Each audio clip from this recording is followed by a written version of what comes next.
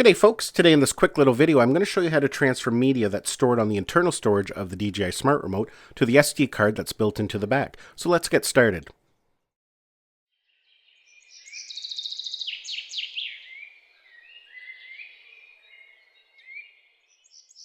So just like the Mavic Air and the Mavic 2 series drones, the DJI Smart Remote has built-in memory. So if you're taking screen captures or doing screen recordings, or maybe you have some photos and that stored on the internal storage, you want to transfer it over to a media card so you can upload it to a computer. I'll show you how to do it. It's actually very simple to do. The first thing we're going to do is click this button down in the bottom right-hand corner.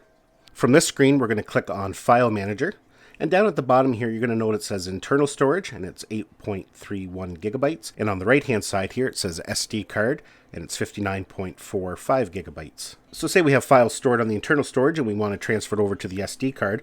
All we're going to do is click on the internal storage button there. From here, it gives us our file structure of the internal memory, and sometimes you have to do a little bit of digging to find it. I'm just going to transfer a screenshot that I took. So if we go over here, we can see screenshots. Going to click on it, and there it is there. So all we're going to do is hit edit, and then we're going to select. If we have multiple items in here, we can select multiple at a time, but I am just going to select the one. And there, once we've selected it, it gives us some other options at the bottom, and we're going to select move. From here, it gives us a couple options, but of course we want to choose the SanDisk SD card. From there, we can select what directory we want to store it in, and then we hit the move button.